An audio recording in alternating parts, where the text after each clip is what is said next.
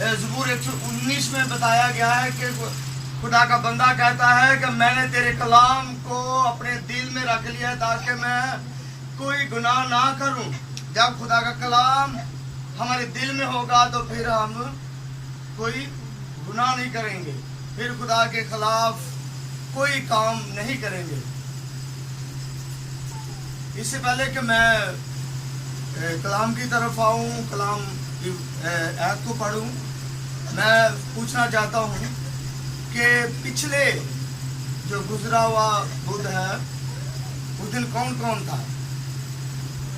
काफी लोग थे। तो कोई बता सकता है कि पिछले बुध जब खुदा के खादिम ने खुदा के कलाम में से पढ़ा, कौन सा कलाम था, कौन सी आयत थी, कौन सा हवाला था? तो बता सकता है जी? रसूलों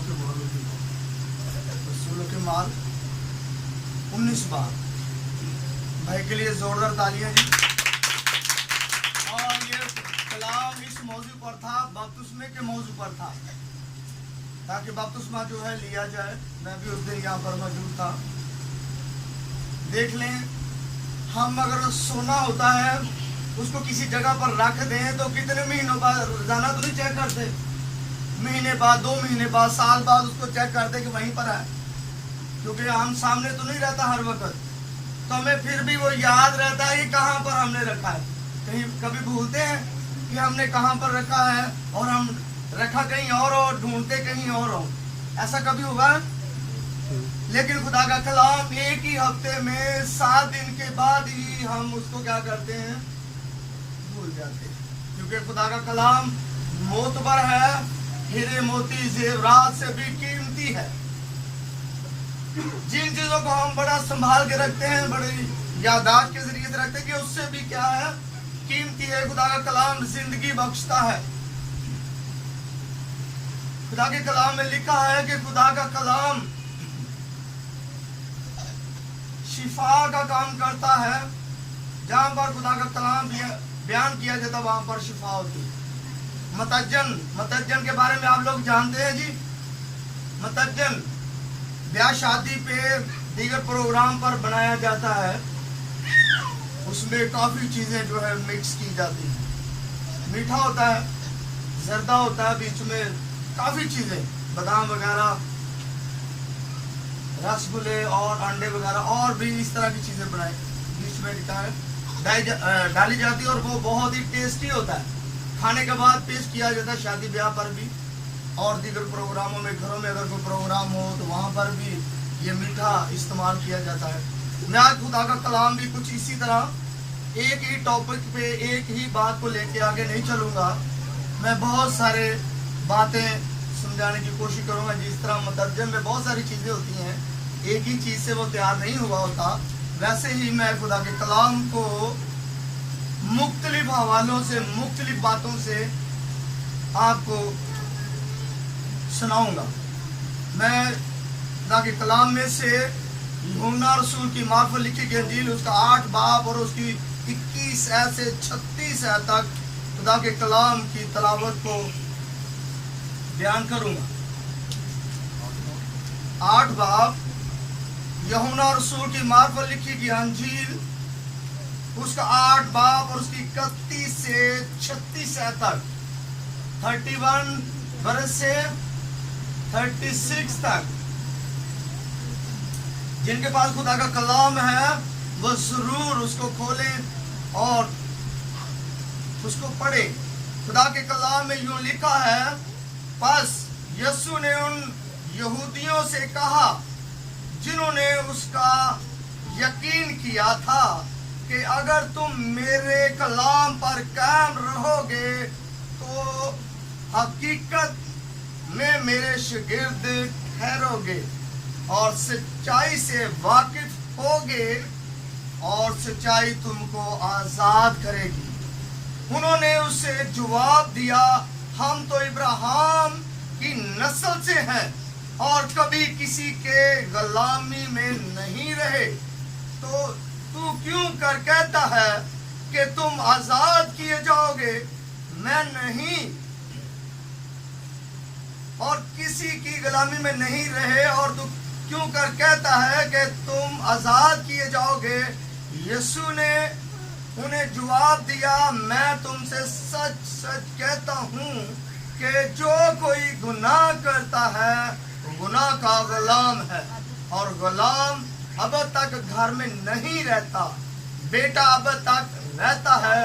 बस अगर बेटा तुम्हें आजाद करेगा तो तुम वाकई ही आजाद होगे। खुदा उनका कलाम पढ़ने वाले और सुनने वालों पर खुदा की बरकत हो। आमीन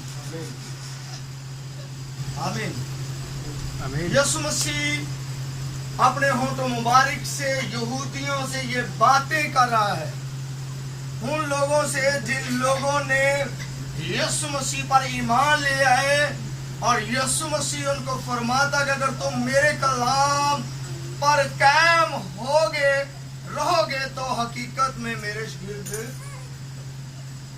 अगर एक कान से सुनोगे दूसरे से निकाल दोगे और महज सुनने वाले ही होगे, उस पर अमल ना करोगे, तो फिर तुम क्या करोगे? मेरे शागिर्द ना रहोगे, ना होगे। और यीशु मसीह ने एक और बात उनसे कही कि और सच्चाई से वाकिफ होगे और सच्चाई तुमको आजाद करेगी। मेरे अजीजों, सच्चाई क्या है? मेरे बहनों भाइयों, खुदा के खून खरीदो। सच्चाई क्या है? सच्चाई खुदा का कलाम है। सच्चाई क्या है? खुदा का कलाम है, खुदा के मुंह की बातें हैं जो हजारों साल पहले बयान की गई, खुदा के मुंह से निकली और इसको कलमबंद किया गया, और आज हम पढ़ते हैं और सुनते हैं और इस पे अमल करते हैं।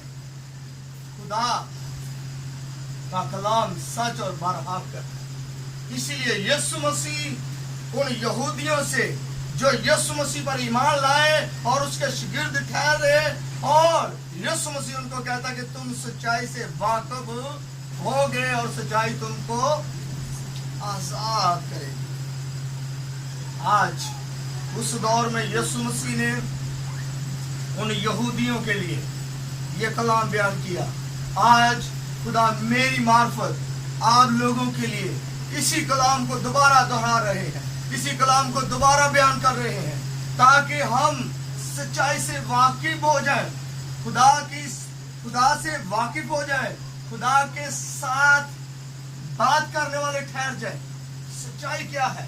सच्चाई खुदा का कलाम है, खुदा के मुंह से निकली बातें हैं, और सच्चाई को हमें कबूल करना है, सच्चाई को हमने लेना है, सच्चाई को हमें नोश करना है। क्योंकि यिर्मयाह भी कहता है कि तू इस कलाम को ले और नोश कर, और मुकाशवा की किताब में बताएगा कि तुम इस कलाम को क्या करो? नोश करो, इस कलाम को खा लो, इस कलाम को निगल लो। हमें खुदा के कलाम को क्या करना? दोस्त, जब कोई चीज खाते तो उसके टेस्ट का पता चलता है या नहीं? क्यों जी? Yes, sir. अगर मिर्च खाए तो उसका क्या टेस्ट होता है? हरी मिर्च खा ले, ग्रीन चिली अगर उसको खा ले तो क्या होता है? मुंह ज्यादा, उसका टेस्ट का पता चलता है ये क्या है। अगर बच्चा उसको पकड़ ले, खाने की कोशिश करे तो क्या कहते हैं उसको? क्या कहते हैं? कि उससे छीन लेते हैं। बात का अगर बच्चा बाज ना है तो उसको क्या करते हैं? एक लगा भी देते हैं ताकि इस बात से क्या हो। इसी तरह खुदा का कलाम भी है। जिस तरह हम खाने पीने की चीजों में इम्तियाज रखते हैं, खाने पीने की चीजों के टेस्ट को जानते हैं, इसी तरह हमें खुदा के कलाम को भी जानना है, खुदा के कलाम की सच्चाइयों पर अमल करना है। जब खुदा के खादिम, जब खुदा के लोग, खुदा के ममसूख, खुदा के सुरमा, खुदा के सच्चाइयों को बयान करते थे, हम महज सुनने वाले ना हो बल्कि उस पर अमल करने वाले ठहर जाए। हम इसीलिए पीछे हैं। खुदा ने हमें शाही घरानों का शाही फिरका बना दिया है। खुदा ने पतरस की मार्फत फरमा दिया कि तुम शाही घराने का शाही क्या हो? शाही खानदान से, बादशाह के खानदान से, बादशाह का बादशाह यीशु मसीह जो बादशाह का बादशाह है, हम उसके खानदान में से हैं, उसके बीच में से हैं। और हम फिर भी क्या करते हैं? शाही घराने का शाही फिरका होने के बावजूद भी हम क्या करते हैं?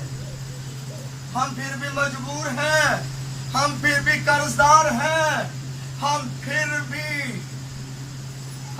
भी उधार लेने पर मजबूर हैं। शाही घराने का फिरका होते हुए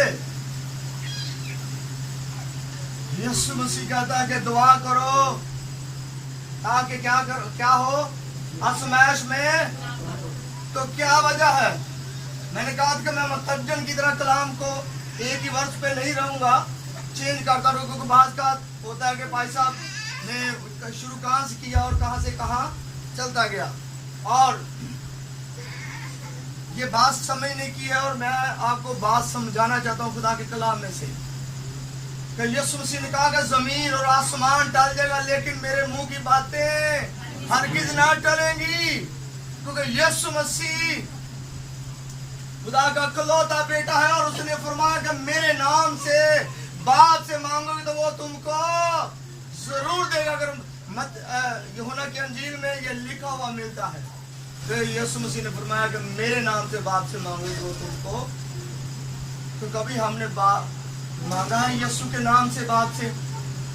हम दुनियादारी के कामों में क्या है, मसरूफ है, दुनियादारी में बहुत ज्यादा वक्त देते हैं, और हम खुदा को वक्त देना भूल जाते हैं। बाज का तो ऐसे खुदा के लोग हैं जो शाम को दुआ करके भी नहीं सोते। बहुत सारे ऐसे लोग हैं जो सुबह को उठकर दुआ भी नहीं करते, खुदा का शुक्र भी नहीं अदा करते, और नाश्ता करते और जॉब पर अपने काम पर चले जाते हैं। तो यीशु मसीह ने फरमाया कि दुआ करो ताकि आजमाइश में, ये एक सच्चाई है। ये यीशु मसीह ने सच्चाई बयान की। यीशु मसीह का कलाम, उसके मुंह की बातें सच और बरहक है। उसने कहा कि दुआ करो ताकि आजमाइश में ना पड़ो। क्या हम दुआ करते हैं? क्या हम उसके मुताबिक दानियल खुदा का बंदा एक दिन में 3 दफा हैकल की तरफ मुंह करके दुआ किया करता था? अगर यहोशुआ की किताब में देखते हैं पहले बाब उसकी 8 आयत में, तो लिखा गया ये किताब तेरे मुंह से ना हटे, इसकी बातें तेरे मुंह से निकलती रहे, तू इसको बयान करता रहे, इसका चर्चा करता रहे, इसको बोलता रहे, इसकी बातें शेयर करता रहे। क्या कभी हम दुआ में मजबूत हैं? इस सच्चाई से वाकिफ तो है, मसीही है, बेशक हमने तौबा की है, बेशक हमने बपतिस्मा लिया है, बेशक हम गैर जुबानें बोलते हैं, बेशक हम कलाम को पढ़ते हैं, बेशक हम कलाम को बयान करने वाले भी हैं, बेशक हम नबूवत करने वाले भी हैं, लेकिन अगर हम कलाम पर अमल नहीं करते तो हम भी बेकार है। ये सारी मेहनत बेकार है। अगर हमारी जिंदगी में मोहब्बत नहीं, हमारी जिंदगी में अपने रिश्तेदारों के साथ मोहब्बत, ये भी एक सच्चाई है। खुदा कहता है कि यूहन्ना की अंजील 3 बाब में फरमाया गया कि खुदा ने दुनिया से ऐसी मोहब्बत की, उसने अपना इकलौता बेटा बख्श दिया, और बेटे ने भी ऐसी मोहब्बत की कि अपनी जान कुर्बान कर दी। और जब लोग उसको कील ठोक रहे थे और पसली पर नेजा मारा गया और सर पे कांटों का ताज रखा गया, तो यीशु फरमाता गया बाप इनको क्या कर, इनको मार दे। क्या कहता है? इनको मार दे, क्योंकि तू तो बहुत बड़ा है, तेरे पास तो बहुत से फरिश्ते हैं। खुदा यीशु मसीह ऐसा भी कर सकता था। यीशु मसीह कहता है कि अगर मैं चाहता तो मैं 12 तुमन बाप से मंगवा सकता, 1,20,000 फरिश्ते आ जाते और इनको सबको खत्म कर देते। लेकिन यीशु मसीह ने मोहब्बत को वहां पर दिखाया। यीशु मसीह ने क्या किया? मोहब्बत को दिखा दिया गया, बाप इनको क्या कर, माफ कर, ये नहीं जानते कि ये क्या करते हैं। अगर हमारे खानदान में, हमारे आसपास पड़ोस में, या जहाँ पर हम जॉब करते हैं, काम करते हैं, हमारा कोई कलीग है, हमारे साथ काम करने वाला है या काम करने वाली है, तो अगर कोई हमें रंजिश आ जाए पैसों की वजह से या किसी और वजह से, तो कभी हमने माफ किया है जी? कभी माफ किया है? हाथ जब भी हम दुआ करते थे खुदा से कहते हैं कि खुदा जिस तरह असी अपने कसूरवारों को माफ करने, तू भी साडे कसूर की कर दे। की कर दे? इहदा मतलब असी झूठ बोलने पे वा, ਅਸੀਂ ਮਾਫ ਨਹੀਂ ਕਰਦੇ ਤੇ ਕੀ ਕਰਦੇ ਪਏ ਵਾਂ? ਝੂਠ ਬੋਲਦੇ ਪਏ। ਤੇ ਖੁਦਾ ਦਾ ਕਲਾਮ ਹੀ ਕਹਿੰਦਾ ਕਿ ਖੁਦਾ ਝੂਠਿਆਂ ਨਾਲ ਯਾਰੀ ਨਾ ਘਮੰਡੀਆਂ ਨਾਲ ਯਾਰੀ ਰੱਖਦਾ ਹੈ। ਔਰ ਖੁਦਾ ਕਹਿੰਦਾ ਹੈ ਕਿ ਖੁਦਾ ਇਹੋ ਜਿਹੇ ਲੋਕਾਂ ਦੇ ਨਾਲ ਯਾਰੀ। ਤੇ ਅਗਰ ਜ਼ਬੂਰ 4 ਵਿੱਚ ਵੇਖੀਏ ਤੇ ਖੁਦਾ ਕਹਿੰਦਾ ਕਿ ਕਦੋਂ ਤੱਕ ਤੁਸੀਂ ਰਹੋਗੇ ਝੂਠ ਦੇ ਦਰ ਤੇ, ਕਿੰਨੀ ਕੁ ਦੇਰ ਤੱਕ ਝੂਠ ਬੋਲਦੇ ਰਹੋਗੇ। ਖੁਦਾ ਕਹਿੰਦਾ ਕਿ ਕਿੰਨੀ ਕੁ ਦੇਰ ਤੱਕ ਤੁਸੀਂ ਝੂਠ ਬੋਲਦੇ ਰਹੋਗੇ। ਝੂਠ ਤੇ ਸਾਡੇ ਵਾਸਤੇ ਇੱਕ ਮਾਮੂਲੀ ਗੱਲ ਹੈ। ਫੋਨ ਆ ਜਾਵੇ ਕਿਸੇ ਦੇ ਕੋਲ ਜਾਣਾ, ਮਿਸਾਲ ਤੌਰ ਤੇ ਇੱਥੋਂ ਸਦਰ ਜਾਣਾ ਹੋਵੇ, ਹੋ ਜੀ ਅਸੀਂ ਅੱਜ ਇਬਰਾਹਿਮ ਕਲੋਨੀ ਚ ਕਿੱਥੇ ਆ ਗਿਆ? ਮੈਂ ਰੇਂਜਰ ਦੇ ਕੋਲ ਆ ਗਿਆ ਵਾ। ਕਿਹਦੇ ਕੋਲ ਆ ਗਿਆ ਵਾ? ਰੇਂਜਰ ਦੇ ਕੋਲ ਆ ਗਿਆ। ਮੈਂ ਬਸ ਪਹੁੰਚ ਨਹੀਂ ਆਣਾ ਤੇ ਹਾਲੇ ਭਾਵੇਂ ਹੋਵੇ ਇਬਰਾਹਿਮ ਕਲੋਨੀ। ਇਹਨਾਂ ਨੂੰ ਝੂਠ ਬੜੇ ਆਸਾਨੀ ਦੇ ਨਾਲ ਬੋਲ ਦਿੱਤਾ ਹੈ। ਜਦੋਂ ਅਸੀਂ ਬੜੀ ਆਸਾਨੀ ਦੇ ਨਾਲ ਝੂਠ ਬੋਲਦੇ ਨੇ ਤਾਂ ਅਸੀਂ ਖੁਦਾ ਤੋਂ ਕੀ ਹੋ ਜਾਂਦੇ ਆ? ਦੂਰ ਹੋ ਜਾਂਦੇ ਆ। ਫਿਰ ਅਸੀਂ ਦੁਆ ਵੀ ਕਰਾਂਗੇ ਤੇ ਦੁਆ ਸਾਡੀ ਨਹੀਂ ਸੁਣੀ ਜਾਏਗੀ। ਲਿਆ ਕਿ ਗੁਨੇਗਾਰ ਦੀ ਦੁਆ ਵੀ ਗੁਨਾਹ ਗਿਣੀ ਜਾਂਦੀ। ਜ਼ਬੂਰਾਂ ਦੇ ਵਿੱਚ ਦੱਸਿਆ ਗਿਆ ਹੈ ਕਿ ਜਦੋਂ ਗੁਨੇਗਾਰ ਦੁਆ ਮੰਗਦਾ ਹੈ ਤੇ ਉਹਦੀ ਦੁਆ ਵੀ ਨਹੀਂ ਸੁਣੀ ਜਾਂਦੀ। ਤੇ ਜਦੋਂ ਫਿਰ ਦੱਸਿਆ ਜਾਂਦਾ ਕਿ ਭਾਈ ਸਾਹਿਬ ਅਸੀਂ ਤੇ ਬੜਾ ਕੁਝ ਕਰਦੇ, ਦੁਆ ਵੀ ਅਸੀਂ 3 ਟਾਈਮ ਕਰਨੇ ਆ, ਰਾਤ ਨੂੰ ਉੱਠ ਕੇ ਵੀ ਦੁਆ ਕਰਨੇ ਆ 3 ਵਜੇ, ਪਰ ਸਾਡੀ ਗੱਲ ਮਸਲਾ ਹੱਲ ਨਹੀਂ ਹੁੰਦਾ। ਕਿਉਂਕਿ ਅਸੀਂ ਮਸਲਾ ਇਸ ਤੋਂ ਨਹੀਂ ਹੱਲ ਹੋ ਰਿਹਾ ਕਿ ਸਾਡੇ ਵਿੱਚ ਇੱਕ ਰੁਕਾਵਟ ਹੈ। ਅਸੀਂ ਝੂਠ ਨੂੰ ਆਪਣੀ ਜ਼ਿੰਦਗੀ ਚੋਂ ਨਹੀਂ ਕੱਢਿਆ। ਬੇਸ਼ੱਕ ਅਸੀਂ ਦੁਆ ਕਰਨੇ ਆ, ਲੇਕਿਨ ਖੁਦਾ ਦੇ ਕਲਾਮ ਇਹ ਕਹਿੰਦਾ ਕਿ ਉਹਦੀ ਦੁਆ ਵੀ ਗੁਨਾਹ ਗਿਣੀ ਜਾਏਗੀ। ਜਿਹੜਾ ਗੁਨੇਗਾਰ ਬੰਦਾ ਦੁਆ ਕਰੇਗਾ ਉਹਦੀ ਦੁਆ ਵੀ ਗੁਨਾਹ ਦੇ ਵਿੱਚ ਸ਼ਾਮਲ ਹੋਏਗੀ। ਮਸਾਇਆ ਦੇ ਵਿੱਚ ਅਗਰ ਦੇਖੋ ਪਹਿਲੇ ਬਾਬ 12 ਦੇ ਵਿੱਚ ਦੱਸਿਆ ਕਿ ਅਗਰ ਤੂੰ ਹੱਥ ਚੁੱਕ ਕੇ ਦੁਆ ਵੀ ਕਰੇਗਾ ਤਾਂ ਮੈਂ ਤੇਰੀ ਦੁਆ ਨਹੀਂ ਸੁਣਾਂਗਾ। ਜਸਾਇਆ ਦੀ ਮਾਰਫਤ ਵੀ ਖੁਦਾ ਇਹ ਗੱਲ ਕਹਿੰਦਾ ਹੈ ਕਿ ਜੇ ਤੂੰ ਹੱਥ ਚੁੱਕ ਕੇ ਵੀ, ਭਾਵੇਂ ਅੱਡੀਆਂ ਚੁੱਕ ਕੇ ਵੀ, ਭਾਵੇਂ ਹੱਥ ਚੁੱਕ ਕੇ ਵੀ ਦੁਆ ਕਰੇਗਾ ਤਾਂ ਮੈਂ ਤੇਰੀ ਦੁਆ ਨਹੀਂ ਸੁਣਾਂਗਾ। ਅਸੀਂ ਬਥੇਰੀਆਂ ਦੁਆਵਾਂ ਕਰਦੇ ਆ, ਅਸੀਂ ਬਥੇਰੇ ਤਰੀਕੇ ਇਸਤੇਮਾਲ ਕਰਨੇ ਦੁਆਵਾਂ ਲਈ। ਮੱਥਾ ਟੇਕਨੇ ਆ, ਗੋਡਿਆਂ ਭਾਰ ਹੋ ਜਾਂਦੇ ਆ, ਹੱਥ ਚੁੱਕ ਕੇ ਦੁਆ ਕਰਨੇ ਆ, ਲੇਕਿਨ ਅਸੀਂ ਆਪਣੀ ਜ਼ਿੰਦਗੀ ਦੇ ਵਿੱਚੋਂ ਝੂਠ ਨੂੰ ਕੀ ਕਰਨੇ ਆ? ਉਹਨੂੰ ਨਹੀਂ ਕੱਢਦੇ। ਜਿੰਨੀ ਦੇਰ ਤੱਕ ਅਸੀਂ ਝੂਠ ਨੂੰ ਨਹੀਂ ਕੱਢਾਂਗੇ ਤੇ ਝੂਠ ਸਾਡੀ ਜ਼ਿੰਦਗੀ ਚ ਰਹਿ ਉਨੀ ਦੇਰ ਤੱਕ ਸਾਡੀ ਦੁਆ। ਬਥੇਰੇ ਲੋਕ ਇਸ ਗੱਲ ਨੂੰ ਜਦੋਂ ਖੁਦਾ ਦੇ ਖਾਦਮ ਕਲਾਮ ਬਿਆਨ ਕਰਦੇ ਨੇ ਤੇ ਲੋਕ ਕਹਿੰਦੇ ਨੇ ਕਿ ਖੁਦਾ ਦਾ ਕਲਾਮ ਇਹ ਪਾਦਰੀਆਂ ਦੀ ਆਦਤ ਹੈ, ਇਹਨਾਂ ਨੂੰ ਕਿਤਾਬੀ ਰੱਖਣਾ, ਇਹ ਸਾਡਾ ਕੰਮ ਸੁਣਨਾ ਤੇ ਸੁਣ ਕੇ ਤੁਰ ਜਾਣਾ। ਯਿਸੂ ਮਸੀਹ ਨੇ ਕਿਹਾ ਕਿ ਹੱਲ ਤੇ ਹੱਥ ਰੱਖ ਕੇ ਜਿਹੜਾ ਪਿੱਛੇ ਮੁੜ ਕੇ ਵੇਂਦਾ ਹੈ ਉਹ ਮੇਰੇ ਕੀ ਹੈ? ਉਹ ਮੇਰੇ ਕੀ ਹੈ? ਦੱਸੋ। ਉਹ ਮੇਰੇ ਲਾਇਕ ਨਹੀਂ।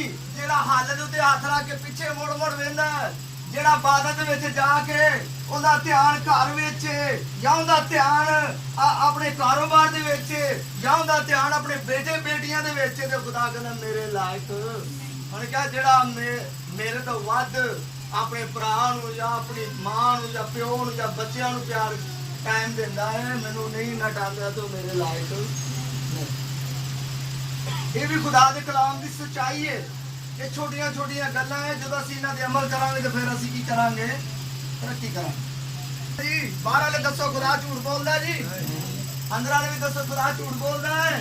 ਖੁਦਾ ਨੇ ਕਿਹਾ ਕਿ ਆਪਣੀ ਪੂਰੀ ਦਾਈ ਅੱਖੀ ਜ਼ਖੀਰਾ ਖਾਨਾ ਚ ਲਿਆ ਤੇ ਫਿਰ ਮੈਨੂੰ ਅਜ਼ਮਾ ਤੇ ਤੇਰੇ ਘਰ ਦੇ ਵਿੱਚ ਰੱਖਣ ਲਈ ਜਗ੍ਹਾ ਵੀ ਨਾ ਹੋਵੇ।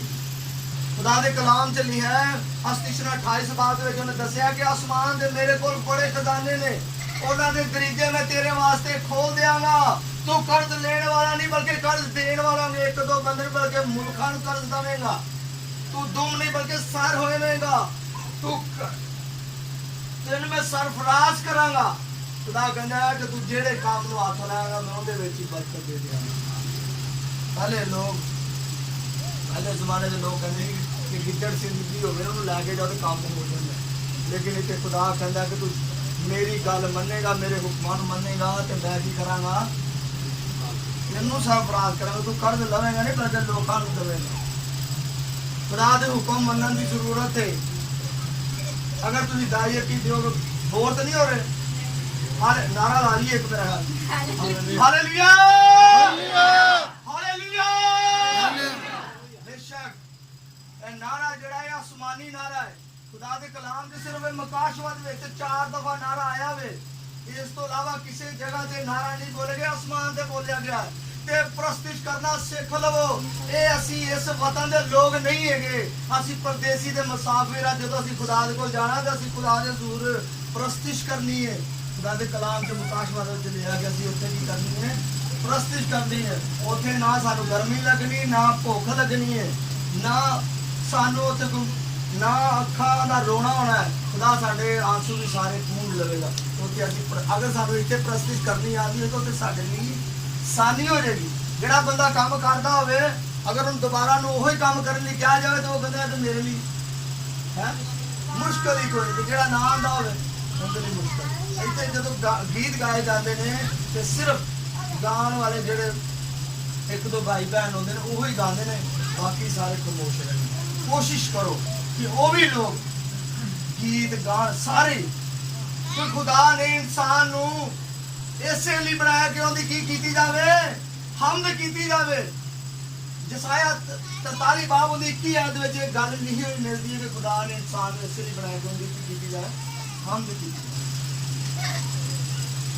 ਖੁਦਾ ਦਾ ਕਲਾਮ ਤੇ ਅਮਲ ਕਰਨ ਦੇ ਨਾਲ ਕੀ ਹੁੰਦਾ ਹੈ ਬਰਕਤ ਮਿਲਦੀ ਹੈ ਅਗਰ ਤੁਸੀਂ ਅੱਗੇ ਵਧਣਾ ਚਾਹੁੰਦੇ ਹੋ ਅੱਗੇ ਵਧਣਾ ਚਾਹੁੰਦੇ ਹੋ ਤੇ ਫਿਰ ਖੁਦਾ ਦੇ ਕਲਾਮ ਤੇ ਕੀ ਕਰੋ ਅਮਲ ਕਰੋ ਖੁਦਾ ਦੇ ਕਲਾਮ ਦੀਆਂ ਖੁਦਾ ਦੀਆਂ ਗੱਲਾਂ ਮੰਨੋ ਜਿਹੜਾ ਦਰਖਤ ਝੁਕਦਾ ਨਹੀਂ ਉਹਨੂੰ ਫਲ ਨਹੀਂ ਲੱਗਦਾ ਕਹਿੰਦੇ ਲੱਗੀ ਰੋਜ਼ੀ ਨੂੰ ਲੱਤ ਨਾ ਮਾਰੋ ਦੁਬਾਰਾ ਰੋਜ਼ੀ ਜਲਦੀ ਨਹੀਂ ਲੱਭਦੀ ਅਗਰ ਤੁਸੀਂ ਆਪਣੇ ਮਾਲਕ ਦੇ ਫਰਮਾਂ ਬਰਦਾਰ ਨਹੀਂ ਉਹਦੇ ਤਾਬਿਆਂ ਨਹੀਂ ਤੇ ਮਾਲਕ ਤੁਹਾਡੇ ਤੇ ਖੁਸ਼ ਨਹੀਂ ਤੇ ਮਾਲਕ ਤੁਹਾਨੂੰ ਕਿਵੇਂ ਖੁਸ਼ ਹੋ ਕੇ ਨਾਮ ਦੇਵੇਗਾ ਕਿਵੇਂ ਤੁਹਾਨੂੰ ਕ੍ਰਿਸਮਸ ਤੇ 5-10 ਹਜ਼ਾਰ ਰੁਪਏ ਦੇਗਾ ਨਾਲੇ ਵੀ ਜਾ ਕੇ ਸ਼ਾਪਿੰਗ ਕਰ ਲਾ ਅਗਰ ਤੁਸੀਂ ਮਾਲਕ ਦੀ ਗੱਲ ਮੰਨੋਗੇ ਤੇ ਮਾਲਕ ਵੀ ਤੁਹਾਨੂੰ ਕ੍ਰਿਸਮਸ ਤੇ ਕਹੇਗਾ ਨੇ 5,000 ਰੁਪਏ ਸ਼ਾਪਿੰਗ ਕਰ ਅਗਰ ਮਾਲਕ ਨੂੰ ਤੁਸੀਂ ਠੋਕ ਕੇ ਜਵਾਬ ਦਿਓਗੇ ਤੇ ਮਾਲਕ ਤੁਹਾਨੂੰ ਵੀ ਕਹੇਗਾ ਜਾ ਕੰਮ ਕਰ ਭਾਈ ਜਿੱਥੋਂ ਮਰਜ਼ੀ ਲੈ ਮੈਨੂੰ ਕੀ ਇਸੇ ਤਰ੍ਹਾਂ ਅਗਰ ਅਸੀਂ ਖੁਦਾ ਦੀ ਗੱਲ ਨਹੀਂ ਮੰਨਾਂਗੇ ਉਹਦੇ ਮੁਖਾਲਫ ਬੰਦੇ ਦੀ ਗੱਲ ਮੰਨਾਂਗੇ ਤੇ ਫਿਰ ਖੁਦਾ ਕੀ ਸਾਨੂੰ ਕਹੇਗਾ ਖੁਦਾ ਨੇ ਕਿਹਾ ਕਿ ਮੇਰੀ ਇਬਾਦਤ ਕਰ ਤੇ ਮੈਂ ਤੇਰੀ ਰੋਟੀ ਔਰ ਪਾਣੀ ਦੇ ਵਿੱਚ ਕੀ ਕਰਾਂਗਾ ਤੇਰੇ ਵਿੱਚੋਂ ਬਿਮਾਰੀ ਨੂੰ ਕੀ ਕਰਾਂਗਾ ਤੇਰੇ ਇਲਾਕੇ 'ਚ ਇਸਤਕਾਦ ਨਹੀਂ ਹੋਏਗਾ ਤੇਰੇ ਇਲਾਕੇ 'ਚ ਕੋਈ ਬੇਔਲਾਦ ਨਹੀਂ ਹੋਏਗੀ ਖੁਦਾ ਨੇ ਇੱਕ ਇਬਾਦਤ ਦੇ ਵਸੀਲੇ ਦੇ ਨਾਲ 5 ਬਰਕਤਾਂ ਰੋਟੀ 'ਚ ਵੀ ਪਾਣੀ 'ਚ ਵੀ ਬਰਕਤ ਤੇ ਅਗਰ ਵਿੱਚ ਬਿਮਾਰੀ ਵੀ ਹੈ ਤੇ ਤੁਹਾਨੂੰ ਡਾਕਟਰਾਂ ਕੋਲ ਹਸਪਤਾਲਾਂ 'ਚ ਜਾਣ ਦੀ ਲੋੜ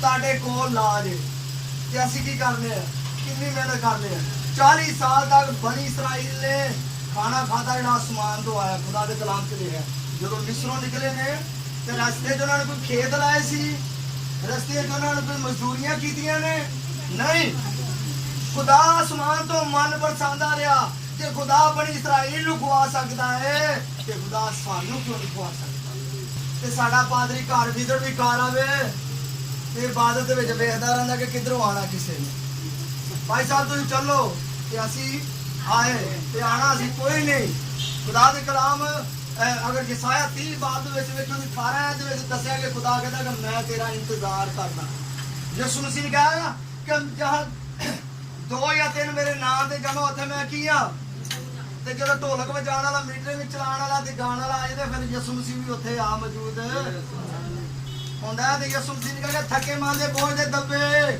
ਓਏ ਲੋਕੋ ਸਾਰੇ ਮੇਰੇ ਕੋਲ ਆਓ ਮੈਂ ਤੁਹਾਨੂੰ ਕੀ ਕਰਾਂਗਾ ਤੇ ਜੇ ਅਸੀਂ ਨਾ ਜਾਈਏ ਦੁਨਿਆਵੀ ਕੰਮਾਂ 'ਚ ਲੱਗੇ ਰਹੀਏ ਆਰਾਮ ਨਾਲ ਨਾ ਜਾਈਏ ਤੇ ਫਿਰ ਕਿੰਦੀ ਗਲਤੀ ਹੈ ਫਿਰ ਆਪਣੀ ਗਲਤੀ ਹੈ ਸਾਨੂੰ ਕੋਸ਼ਿਸ਼ ਕਰਨੀ ਚਾਹੀਦੀ ਹੈ ਕਿ ਜਿਸ ਦਿਨ ਇਬਾਦਤ ਹੋਵੇ ਖੁਦਾ डिसिप्लिन का खुदा है खुदा तरतीब का खुदा है खुदा वक्त नूं कहंदा कि गनीमत जानो दिन बुरे ने जिन्नी ज़्यादा दुआ कर सको जिन्ना ज़्यादा तुसीं इबादत दे विच खुदा दी हज़ूरी दे विच वक्त गुजार लवो उन्ना ही चंगा है इत्थे अगर इमरान खान आ जाए तो मेरा ख्याल है काफ़ी लोग ज़्यादा पता लग जाए असीं आ रहे तो काफ़ी लोग कहण दी भी नहीं लोड़ भाई साहब की विजिट करने की लोड़ नहीं खुद ब खुद ही लोग जमा हो जाए लेकिन खुदा ते इस बादशाह नालों भी वड्डा है। कहना कि बादशाह के दिल मेरे हाथ के विच ने, मुठ के विच ने। मैं इन्हां नूं पानी के नालियां दे वाकू जिधर चाहां इन्हां नूं मैं हुकूमतां ये सारियां खुदा वालों ने। ये जिन्ने भी बादशाह दुनिया के सारे खुदा वालों ने। एक मैं वर्ष पढ़ांगे, इस तो बाद खुदा के कलाम में मैं रैंड अप करांगा, क्लोज करांगा। इसी बात के विचों पढ़ांगे 44 आयत 8 बाब योना दी अंजील 8 बाब दी 44 आयत पढ़ांगे। 8 बाब योना दी अंजील, योना की अंजील उसका 8 बाब और उसकी 44 आयत लिया कि तुम अपने बाप अबलीस से हो और अपने बाप की ख्वाहिशों को पूरा करना चाहते हो। वो शुरू ही से खूनी है और सच्चाई पर कायम नहीं रहा, क्योंकि उसमें सच्चाई है नहीं। जब वो झूठ बोलता है, जब वो झूठ बोलता है तो अपने ही से कहता है, क्योंकि वो झूठों का बल्कि झूठों का बाप है। लेकिन मैं जो सच बोलता हूँ इसीलिए तुम मेरा यकीन नहीं करते। आमीन। यसु मसीह फिर 44 आयत विच भी यहूदियां नूं कहण दिया जिहड़े उहदे ते ईमान लिआए, कहण दिया है कि तुसीं जिहड़े ना अपने बाप अबलीस दे विचों, अगर पूरा बाप पढ़िए तो इहदे विचों पूरा कुछ लभ जांदा। पूरा बाप पढ़िए तो पूरी तफसील लभदी। दसिया गया है कि उन्होंने कहता है कि तुसीं अपने बाप अबलीस दे विचों जे कोई बच्चा होवे तो उनके कम्मां तो उनकी गल्लां बातां तो उनके रंग रूप तो लोग दस नहीं देंगे कि फलाने का बच्चा लगता है। इस तरह खुदा यसु मसीह भी कह रहा है कि तुसीं झूठ बोलते हो, तुसीं अबलीस दे बच्चे हो। जेड़े लोग देखो किड्डी वड्डी गल यसु मसीह ने कह दी कि झूठ बोलने वाला किंदा बच्चा वे, ते असीं बड़े सौखे हो गए आसानी नाल ही सौदा लैन भी जाइए ना, एक दुकान तो कपड़े खरीदने होंगे, जुत्तियां कोई भी चीज़ खरीदनी हो, एक दुकान ने पुछ के आना उसे वाहवा महंगी, अगली जगह उन्हें उधर थोड़ी घट दे उन्हें दसना ला वो पिछली दुकान के कितनी सस्ती तू क्यों पाई, हाले भावें महंगी दसता हो। देखो कितनी आसानी के नाल असीं झूठ बोल देंगे हैं। लेकिन इत्थे यसु मसीह साडे तो इस गल तो की नाराज है। वो कहता है जिहड़ा झूठ बोलता है वो कहंदा धी पुत्तर है, और अबलीस दा ते जिहड़ा सच बोलता है वो खुदा दा। ये असीं हुण फैसला ये करना है, असीं आप फैसला करना है अपने अंदर अपने दिल च कि असीं किंदे धी पुत्र बनना है, खुदा दे या अबलीस दे। अगर खुदा दे धी पुत्र बनना है तो फिर असीं झूठ नूं अपनी जिंदगी दे विचों की करना पैगा, उहनूं कढना पैगा, झूठ नूं छड्डना पैगा। पहले लोग दूसरी कौमां दे लोग वादा दावा करते होंदे सी कि यह जिहड़ी कौम है कसम नहीं खांदी ते झूठ। शाहां दे घरां दे विच अज भी मुलाजम जिहड़े मसीह होंदे उन्हां नूं पता कि जिहड़े ना चोरी नहीं करते, झूठ नहीं मारते। लेकिन हुण वो कहंदे ने खरबूजे नूं वेख के खरबूजा रंग फड़ जांदा, किस्मां भी खा रहे ने, तलाकां भी दे रहे ने ते झूठ भी बोल रहे, चोरियां भी करते हैं घरां दे विच, जिथे भी जिथे दा लगदा ला रहे, क्योंकि लोग खुदा के कलाम के भी हो गए। पहले जो मकान होंगे पहले दौर के अज तो 30 साल पिछे 35 साल 30 साल पिछे कच्ची मिट्टी के होंगे सी, कच्चे मकान, तो चुबारा किसी किसी का होंगे सी डबल स्टोरी, तो उन्होंने कहते भी फलाना चुबारे वाला घर। हुण मकान हो गए ने पक्के ते लोगों के मान हो गए ने कच्चे।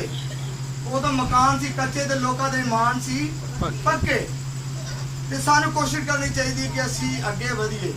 यसु मसीह ने कहा कि मेरे ते जिहड़ा ईमान लैगा मेरे तो भी वड्डे वड्डे काम, ते सानू कोशिश करनी चाहिए यसु दे नाल वक्त गुजारी, यसु दे नाल कुछ वक्त। ये यसु मसीह दियां कुछ सच्चाइयां जिहड़ियां मैं तुहानू दसियां ने, सच्चाई ते सारियां ही सच्चाई दे नाल ते सारा कलाम ही भरिया पिया है। अगर मैं दसी जावां टाइम होंदा जाएगा तो फिर कलीसिया का ध्यान पिछे घर वाले जाएगा, तो उस कलाम का फायदा करो। तो इन्हां गल्लां नूं कोशिश करो कि पल्ले ਬੰਨ ਲਵੋ ਆਪਣੇ ਦਿਲ ਦੇ ਵਿੱਚ, ਇਹਨਾਂ ਨੂੰ ਨਕਸ਼ ਕਰ ਲਵੋ, ਤਾਂ ਕਿ ਜ਼ਿੰਦਗੀ 'ਚ ਜਿਹੜੇ ਲੋਕ ਤਰੱਕੀ ਕਰਨਾ ਚਾਹੁੰਦੇ ਨੇ, ਅਮੀਰ ਹੋਣਾ ਚਾਹੁੰਦੇ ਨੇ, ਉਹ ਦਾਈ ਅੱਕੀ ਦੇਣਾ ਸ਼ੁਰੂ ਕਰ ਦਿਓ। ਜਿਹੜੇ ਲੋਕ ਖੁਦਾ ਦੇ ਕਰੀਬ ਆਉਣਾ ਚਾਹੁੰਦੇ ਨੇ, ਖੁਦਾ ਦੇ ਕੋਲੋਂ ਬਰਕਤ ਲੈਣਾ ਚਾਹੁੰਦੇ, ਬਿਮਾਰੀਆਂ ਤੋਂ ਸ਼ਿਫਾ ਲੈਣਾ ਚਾਹੁੰਦੇ ਨੇ, ਜਿਨ੍ਹਾਂ ਦੇ ਘਰ ਦੇ ਵਿੱਚ ਰੋਟੀ ਪਾਣੀ ਦੀ ਕਮੀ, ਉਹ ਇਬਾਦਤ ਕਰਨਾ ਸ਼ੁਰੂ ਕਰ ਦਿਓ। ਫਿਰ ਖੁਦਾ ਆਪਣੇ ਵਾਅਦਿਆਂ ਦੇ ਪਿੱਛੇ ਖੜਾ ਰਹਿੰਦਾ ਕਿ ਕਦੋਂ ਮੇਰਾ ਬੇਟਾ ਜਾਂ ਮੇਰੀ ਬੇਟੀ ਮੇਰੇ ਹੁਕਮ ਨੂੰ ਮੰਨੇ ਤੇ ਮੈਂ ਉਹਦੇ ਆਪਣੇ ਵਾਅਦੇ ਨੂੰ ਉਹਦੇ ਲਈ ਕੀ ਕਰਾਂ। ਇੱਕ ਬੰਦਾ ਘਰ ਬੈਠਾ ਹੈ, ਇੱਕ ਬੰਦਾ ਮਜ਼ਦੂਰੀ ਕਰਨ ਗਿਆ, ਤੇ ਦਿਹਾੜੀ ਕਿਹਨੂੰ ਮਿਲੇਗੀ? ਕਿਉਂ ਜੀ? ਸਾਰੇ ਦੱਸੋ। ਜਿਹੜਾ ਕੰਮ ਕਰਨ ਗਿਆ ਉਹਨੂੰ ਕੀ ਮਿਲੇਗੀ? ਮਜ਼ਦੂਰੀ। ਉਹਨੂੰ ਪੈਸੇ ਮਿਲਣਗੇ, ਦਿਹਾੜੀ ਮਿਲੇਗੀ। ਤੇ ਜਿਹੜਾ ਘਰ ਬੈਠਾ ਹੈ, ਤੇ ਇਸੇ ਤਰ੍ਹਾਂ ਜਿਹੜਾ ਇਬਾਦਤ ਕਰੇਗਾ ਉਹਨੂੰ ਬਰਕਤ ਮਿਲੇਗੀ, ਉਹਦੇ ਰੋਟੀ ਪਾਣੀ 'ਚ ਵੀ ਬਰਕਤ ਹੋਏਗੀ, ਉਹਦੇ ਵਿੱਚੋਂ ਬਿਮਾਰੀ ਵੀ ਜਾਂਦੀ ਰਹੇਗੀ। ਤੁਹਾਨੂੰ ਡਾਕਟਰਾਂ ਨੂੰ ਵੀ ਪੈਸੇ ਨਹੀਂ ਦੇਣੇ ਪੈਣਗੇ ਤੇ ਕੌੜੀਆਂ ਦਵਾਈਆਂ ਵੀ ਨਹੀਂ ਖਾਣੀਆਂ ਪੈਣਗੀਆਂ। ਸਿਰਫ ਇਬਾਦਤ ਕਰਨ ਦੇ ਨਾਲ, ਸਿਰਫ ਇਬਾਦਤ ਕਰਨ ਦੇ ਨਾਲ ਤੁਹਾਨੂੰ ਜਿਹੜਾ ਹੈ ਇੰਨੇ ਫਾਇਦੇ ਪਹੁੰਚਣਗੇ। ਤੇ ਅਗਰ ਤੁਸੀਂ ਦਾਈ ਅੱਕੀ ਦਿਓਗੇ ਤੇ ਆ ਦੁਨੀਆ ਦੀਆਂ ਜਿਹੜੀਆਂ ਇਸਤੇਮਾਲ ਦੀਆਂ ਚੀਜ਼ਾਂ ਨੇ, ਇਹ ਤੁਹਾਡੇ ਘਰ ਰੱਖਣ ਦੀ ਜਗ੍ਹਾ ਵੀ ਨਹੀਂ ਬਚੇਗੀ। ਤੇ ਦੇਣੇ ਕਿੰਨੇ ਨੇ? 100 ਦੇ ਵਿੱਚੋਂ ਕਿੰਨੇ ਭਾਈ ਸਾਹਿਬ? 10 ਰੁਪਏ। 100 ਦੇ ਵਿੱਚੋਂ 10 ਰੁਪਏ ਤੁਸੀਂ ਆਪਣੇ ਪਾਦਰੀ ਨੂੰ ਦੇਣੇ ਨੇ। ਜਿੱਥੇ ਵੀ ਤੁਸੀਂ ਜਾਂਦੇ ਆਉਂਦੇ ਹੋ, ਜਿੱਥੇ ਵੀ ਅਗਰ ਪਾਦਰੀ ਅਸਲ ਸਾਹਿਬ ਕੋਲ ਆਉਂਦੇ ਤੇ ਇਹਨਾਂ ਨੂੰ ਦੇਣੇ, ਜੇ ਕਿਤੇ ਹੋਰ ਜਾਂਦੇ ਹੋ ਤੇ ਉੱਥੇ ਦੇਣੇ। ਤੇ ਫਿਰ ਖੁਦਾ ਇਹ ਬਰਕਤ ਤੁਹਾਨੂੰ ਕਿਹਨੇ ਦੇਣੀ? ਖੁਦਾ ਨੇ ਦੇਣੀ ਹੈ। ਇਹ ਮੇਰਾ ਅਜ਼ਮਾਇਆ ਹੋਇਆ ਤੇ ਮੇਰੇ ਉੱਤੇ ਹੱਡ ਬੀਤੀ ਗੱਲ ਹੈ। ਤੇ ਗੁਲਾਮ सच्चा और बरहक है, और खुदा ने क्या है कि तुम सच्चाई तो वाकिफ हो, तुम सच्चाई से वाकिफ होगे तो सच्चाई ਤੁਹਾਨੂੰ ਕੀ ਕਰੇਗੀ? ਅਸੀਂ ਕੀਆਂ ਗੁਲਾਮੀ ਦੇ ਵਿੱਚ, ਅਸੀਂ ਕੀਆਂ ਗੁਨਾਹ ਦੀ ਗੁਲਾਮੀ ਚ। ਜਦੋਂ ਝੂਠ ਬੋਲਨੇ ਇਹ ਵੀ ਗੁਨਾਹ ਹੈ। ਜਦੋਂ ਅਸੀਂ ਆਪਣੇ ਇਧਰ ਆ ਹਵਾ ਦੀ, ਜਦੋਂ ਅਸੀਂ ਆਪਣੇ ਆਂਢੀ ਗੁਆਂਢੀ ਨਾਲ, ਰਿਸ਼ਤੇਦਾਰਾਂ ਦੇ ਨਾਲ ਲੜਾਈ ਕਰਨੇ ਵਾ, ਕਿਸੇ ਗੱਲ ਤੋਂ ਲੜਾਈ ਹੋ ਜਾਂਦੀ ਹੈ ਤੇ ਅਸੀਂ ਗੰਢ ਬੰਨ ਲੈਂਦੇ ਆ, ਇਹਨੂੰ ਨਹੀਂ ਖੁੱਲਣ ਦਿੰਦੇ, ਇਹ ਵੀ ਗੁਨਾਹ ਹੈ। ਖੁਦਾ ਦੇ ਕਲਾਮ 'ਚ ਲਿਆ ਹੈ ਕਿ ਅਗਰ ਤੇਰੀ ਲੜਾਈ ਹੋ ਜਾਂਦੀ ਤਾਂ ਸੂਰਜ ਡੁੱਬਣ ਤੋਂ ਪਹਿਲੇ ਕੀ ਕਰ? ਸੁਲ੍ਹਾ ਕਰ। ਅਗਰ ਨਹੀਂ ਕਰਦਾ ਤਾਂ ਫਿਰ ਉਹ ਗੁਨਾਹ ਦੇ ਵਿੱਚ ਗਿਣੀ ਜਾਏਗੀ, ਉਹ ਗੁਨਾਹ ਹੈ। ਜਿਵੇਂ ਇੱਕ ਪਿੱਤ ਦਾ ਦਾਣਾ ਨਿਕਲਦਾ, ਉਹਨੂੰ ਅਗਰ ਇੰਝ ਖੁਰਕਦੇ ਹੋ, ਛਿਲਦੇ ਹੋ, ਤਾਂ ਉਹ ਫੋੜਾ ਬਣ ਜਾਂਦਾ। ਫੋੜੇ ਤੋਂ ਬਾਅਦ ਅਗਰ ਤੁਸੀਂ ਉਹਦੇ 'ਤੇ ਕੋਈ ਨਹੀਂ ਮਲਮ ਪੱਟੀ ਕਰਦੇ ਤਾਂ ਉਹ ਕੈਂਸਰ ਬਣ ਜਾਂਦਾ। ਤੇ ਕੈਂਸਰ ਤੋਂ ਬਾਅਦ ਕੀ ਹੁੰਦੀ ਹੈ? ਮੌਤ ਹੁੰਦੀ। ਗੁਨਾਹ ਦੀ ਮਜ਼ਦੂਰੀ ਕੀ ਹੈ? ਗੁਨਾਹ ਦੀ ਮਜ਼ਦੂਰੀ ਕੀ ਹੈ? ਮੌਤ ਹੈ। ਖੁਦਾ ਦਾ ਕਲਾਮ ਕਹਿੰਦਾ ਗੁਨਾਹ ਦੀ ਮਜ਼ਦੂਰੀ ਮੌਤ ਹੈ। ਤੇ ਲੜਾਈ ਝਗੜਾ, ਗਾਲੀ ਗਲੋਚ, ਇਹ ਵੀ ਗੁਨਾਹ ਹੈ। ਇਹ ਛੋਟੇ ਛੋਟੀਆਂ ਗੱਲਾਂ ਨੇ ਜਿੰਦੀ ਵਜ੍ਹਾ ਤੋਂ ਅਸੀਂ ਖੁਦਾ ਤੋਂ ਦੂਰ ਆ। ਦੁਆ ਤੇ ਅਸੀਂ ਜ਼ਰੂਰ ਕਰਨੇ, ਇਬਾਦਤ ਵੀ ਕਰਨੇ, ਪਰ ਸਾਡੀ ਸੁਣੀ ਨਹੀਂ ਜਾਂਦੀ, ਕਿਉਂਕਿ ਸਾਡੇ ਨਾਲ ਗੁਨਾਹ ਹੈ। ਸਾਡੇ ਤੇ ਖੁਦਾ ਦੇ ਦਰਮਿਆਨ ਵਿੱਚ ਕੀ ਹੈ? ਗੁਨਾਹ ਦੀ ਦੀਵਾਰ ਹੈ। ਉਹਨੂੰ ਸਾਨੂੰ ਢਾਉਣ ਦੀ ਜ਼ਰੂਰਤ ਹੈ, ਉਹਨੂੰ ਸਾਈਡ ਤੇ ਕਰਨ ਦੀ ਜ਼ਰੂਰਤ ਹੈ, ਉਹਦੇ ਤੋਂ ਸਾਈਡ ਤੇ ਹੋਣ ਦੀ ਜ਼ਰੂਰਤ ਹੈ। ਇਹਨਾਂ ਗੱਲਾਂ ਦੇ ਨਾਲ ਖੁਦਾ ਦੇ ਕਲਾਮ ਨੂੰ ਕਲੋਜ਼ ਕਰਾਂਗਾ, ਖੁਦਾ ਦਾ ਸ਼ੁਕਰ ਕਰਾਂਗੇ, ਔਰ ਬਾਕੀ ਮੀਟਿੰਗ ਭਾਈ ਨੂੰ ਵੀ ਦਿਆਂਗੇ, ਦੁਆਣਗੇ।